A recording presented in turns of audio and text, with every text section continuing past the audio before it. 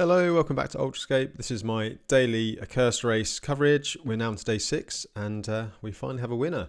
So as you can see by the tracker, we were expecting Justinas to finish last night, and indeed he was the first rider back. So if we check out the leaderboard, you can see his result was 133 hours 45 minutes. But basically that means he finished about 11:15 local time last night. So yeah, a really strong ride from Justinas. So we'll dig into that a little bit more in a few minutes. Chris Dijkmans, he's still in second place. It looks like he's just past the hiker bike section.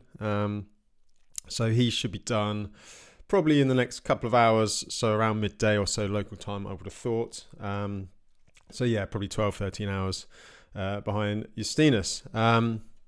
So yeah, before I go any further, just say a big shout out to Enduro Bearings. Obviously, you know by now they're sponsoring this race coverage, as well as bearings that I've told you about. They also do quite a good selection of tools. So yeah, really good quality. A lot of it's machined themselves. Basically tools for fitting bearings, so drifts and presses and things like that. So yeah, really worth checking these stuff out if you need some new tools for your workshop. They're really good. So I use one of these sets with the press, and swap all my bearings myself. So yeah, really useful to have. And you know, if you're taking your bike down the bike shop and paying for that to get new bearings fitted, it soon pays for itself. So you might as well buy some decent stuff if you are going to do it yourself. So yeah, big thank you to Enduro Bearings. Right, let's don't need that one there. Let's have a look. Well, let's have a look at Justinas and his finishing, because there's some quite as usual with Justinas, there's some quite amusing stories around his race. So as we know by now, his phone broke early on. It turns out it was he did get a new phone before the race, but it was the crash he had early on, like I think it's day 2 or 3, maybe just before CP1. He had a bit of a tumble and just obviously just broke his phone.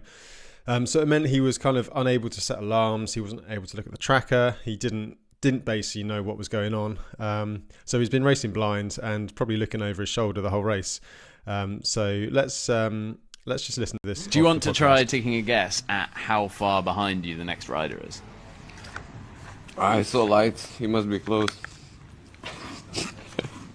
You saw lights on the hillside. I saw many lights. I don't know if that was Chrissy boy or not, but Chris must be close. I'll wait for him with a beer. You're not going to go to bed until Chris arrives? I mean, now that you say it this way, so I probably will. We think you've probably got about 8 hours. 8 hours? Chrissy boy, what happened? Did you oversleep? What? He actually did. You did? So yeah, that's just classic Justinas. You know, he's he normally manages to sort of self-sabotage himself somehow or another. In this instance, I guess it kind of helped because he was just pushing himself, and you know, he thought Chris was on his tail the whole time. And it's kind of the scenario you lose a little bit of grip on reality in these things. And I've been able to lead races in the past, and it doesn't matter how big the gap is, you always look over your shoulder and you always think someone's going to catch you. So yeah, it looks like Justinas has been chased by shadows, but it made him, you know, get around really quick. 5 days, 13 hours. The winning time last year was I think it was a little over 6 days. So it took about 12 hours off the time from last year. And it looks like Chris is probably going to be very close to the finishing time or the winning time from last year. So the level's gone up again, and then you have to just sort of bear in mind that obviously the conditions have been much worse than last year. Last year there was the leaders, so the first 3, me, Adrian and Alex, didn't really get any bad weather at all. There was a few storms further back down the field, but generally speaking it was all good. So yeah, the level just keeps going up and up and up on these races, which is good to see. So just looking back down the rest of the field, you can see, well, we know by now that everything's been very spread out. So Chris is just closing in on the finish, as we said. He's on that final section, just after the hiker bike. If you check out my preview video again, you can see what that looks like. And then we have Pierre, who is he's just heading towards a latch. So I'd say it's probably 12 hours, so he'll be finished today. Christian, he looks like he's put a bit of a gap on Andy now. So Andy's, he's got quite a rough section still to go. So's Christian. So yeah, they're not going to be too far, finishing too far, like 17, 18 hours. They might ride through the night. They might need another little sleep just before the finish. I guess it depends on their sort of state of mind and fatigue. And then there's just massive gaps. Only 5 riders through CP2 at the moment.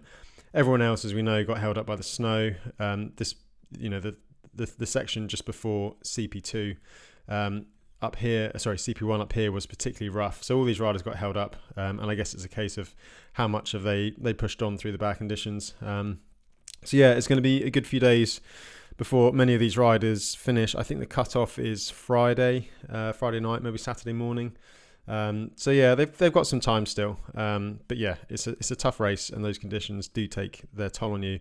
And I always say that it's harder to finish one of these races slow. I mean, there's longer gaps time-wise between checkpoints. You know, it's harder if you're not as strong to push through the bad conditions, and sometimes you just time it right. So I think the front runners got some snow, but they were over the high ground before the big dumps, which held up this mid pack. So yeah, sometimes you kind of, the spin stronger helps. Other times you sort of ride yourself into it quicker. But in this instance, it's definitely helped to be stronger. So yeah, I'll do one more update tomorrow. Then I'm off to the Hellenic race myself. So I won't be able to do any more updates after that. But we'll just run through just the stories on the Accursed Race Instagram. So there we go. Justinas finishing the race, 5 days, 13 hours, 45 minutes, as we've already said. He looks very pleased with himself. I imagine it's quite a lot of relief if you've been chasing, you're looking over your shoulder for the best part of 4 days with a broken phone. And sprayed the champagne. So yeah, another good win from Justinas. He's pretty much won everything there is to win at the moment. His record is pretty impressive. So yeah, I look forward to seeing what he does over the rest of the year. He'll actually be racing again in a few weeks. So he's doing Trans-Balkan, which starts, I think it starts in Slovenia, finishes in Montenegro. There'll be a tiny bit of intersection of the routes, but similar in terms of terrain. So Sofian Sahili is also taking part in that race. That'd be interesting. Justinas versus Sofian. So yeah, that'd be one to watch. And then obviously Justinas is taking on the Transcontinental race, probably one of the last really big races that he's not managed to win just yet. So that'd be very good to watch. So yeah, big year to come for Justinas. Hopefully I'll be covering quite a lot of those events. But yeah, thanks for watching, and I'll do one last update tomorrow just to see hopefully the next 3 or 4 riders in, and then I'll be off to Greece for the Hellenic race. So see you soon.